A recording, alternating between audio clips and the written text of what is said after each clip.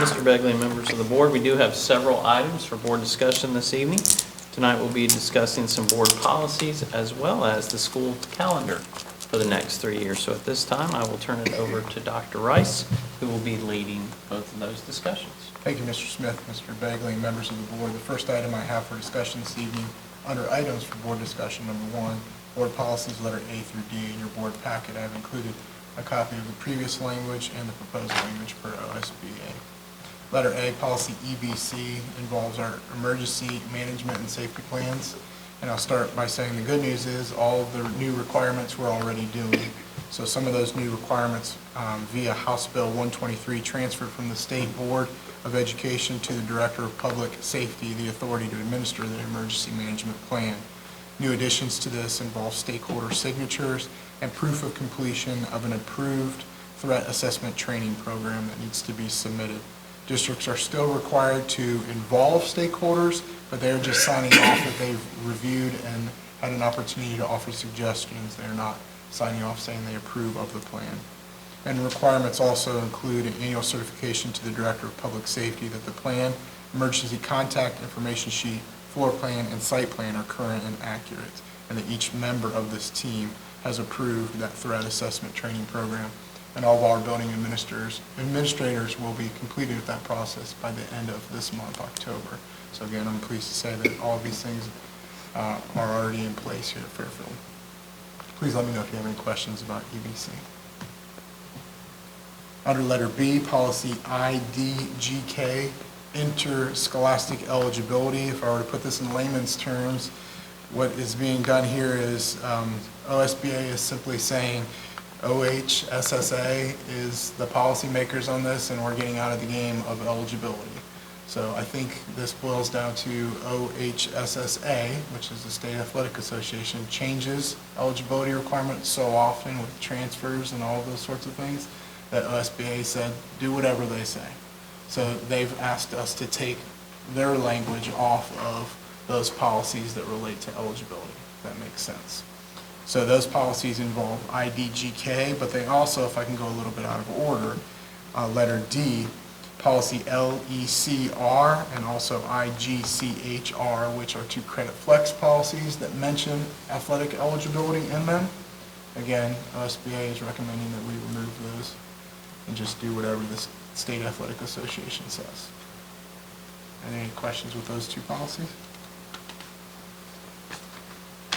And then the last policy I have under letter C for us this evening is JED, student absences and excuses. These changes are precipitated by the changing of times really post-pandemic. If you notice, the old language all dealt with COVID, so we are seeking some more broader language that deals with things like pandemics. God forbid we ever have to live through another period like this again. Additional language changes are results of new policies and procedures as set forth by the juvenile court. In our old policies, it said something like we had to receive a note within a certain window. Well, what we saw is when we go to court on students that are truant, the court doesn't care that time frame as long as they got a note. So our policy was specific as the time frame. Well, we would go there with our specific policy, and the court would say, we don't care about that policy. We got a note. So we wanted our policy to reflect that as well for JED. Are there any questions on that policy? Are you good for me to continue with calendars? Yes. Yeah, so I'm excited to be able to offer to you, under items for board discussion number 2, a 3-year calendar through the 25-26 school year. So we haven't been able to do this in a while. We've been able to lock in with Cintas Center at the university, or at Xavier University, graduation for the next 3 years as Saturday of Memorial Day weekend. Some back story on this calendar. We have surveyed our community and our staff to see if they were in favor of a Thanksgiving week off. We have run some data analysis and noticed that our attendance, both with students and staff, has been lagging for that 2-day week. So we wanted to leave it up to the community and listen to our parents and to our staff to see what they thought about the potential for that week being off. The result of that is the school year will start 2 days earlier. So I included in your information the results of those surveys. So 64.1% of the 747 staff members that responded were in favor of that. Our community was 69.5 of the 3,408 responses to that in favor of that week off for Thanksgiving. So the 3-year calendars that I'm proposing are reflective of that week off for Thanksgiving, meaning our school year does start earlier. So there is a trade-off to that. The days don't go away. Give and take, right? It is give and take. So as we've started to have conversations more and more with folks about these calendars, I've received some suggestions, as people, I guess, didn't really know what that 2 days earlier meant. So what I would like to propose, even though we are going to look at 3 years of calendars, what I would like to do is after next year, after we've started 2 days earlier and had that Thanksgiving week off, so about mid-year next year, resurvey the community and the staff to see, did you like these changes? Did you like the Thanksgiving week off? And as a result, the 2 days earlier. And if we receive substantial feedback that they didn't, then we would reevaluate year 2 and 3 for this 3-year calendar. If it falls in line with the percentages that we have now, we've got the calendars approved. So that's kind of my thought process on that. But I am asking you to review the next 3-year calendars. I think that follow-up's a great idea. Strike while the fire's hot, so to speak, to get their feedback. The parents are pulling their heads out because they had kids for a week versus 3 days. Yeah. Well, let them stay. I can remember Mr. Martin saying that so much of calendar development starts with graduation and locking that date down and then really working backwards from there. So you're saying you've got that commitment from Cintas for the next 3 years?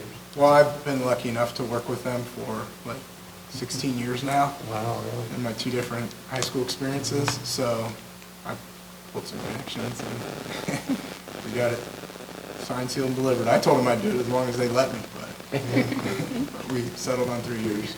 Okay, that's great. That's awesome.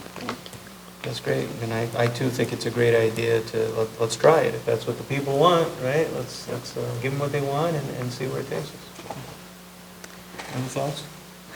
August 8th. Yeah. Oh, gosh. All right. I'm just kind of, just out of curiosity, or have we thought about extending the school year a couple days instead of starting earlier? That means we come back after Memorial Day. Okay. So, and that has always been, we've received clear feedback from our folks on that, both parents and staff, about coming back after Memorial Day. Okay. I've never officially surveyed them, but I've heard them. Okay. I was looking at the end of it, like Wednesday, May 22nd, and I was like, wow, when I was in grade school, we went to like June 10th, you know, like. And the calendar shifted several years ago. You know, we used to go to, I remember June 6th, June 7th some years. The calendar shifted when the new EOC testing came forward, and we kind of shifted the calendar 2-3 weeks the other way to get as much instructional time before the EOC as possible. That was when that big shift happened. That's a very important point. Yeah. When you look at extending the year the other direction, you're losing instructional days to prepare kids for those assessments. That's a really big deal. Yeah. Glad you brought that up. Yeah, that makes a lot of sense, thank you. Any questions? That is all I have for you this evening. Thank you. All right. Thank you, Mr. Rice. Dr. Rice. All right, Mr. Begley and members of the board, I do have one item for your consideration this evening under other items for board action. Letter D, number 1, recommend the approval of the following board policy. Letter A. That concludes the items that I have for your consideration under letter D, other item for board action. I'll entertain a motion to accept the recommendation. So moved. Second. Mrs. Shorter and Mrs. Gundrum. Mrs. Lane, please call the roll. Mrs. Shorter? Yes. Mrs. Gundrum? Yes. Mr. Clark? Yes. Ms. Birdie? Yes. Mr. Begley? Yes. Motion carries.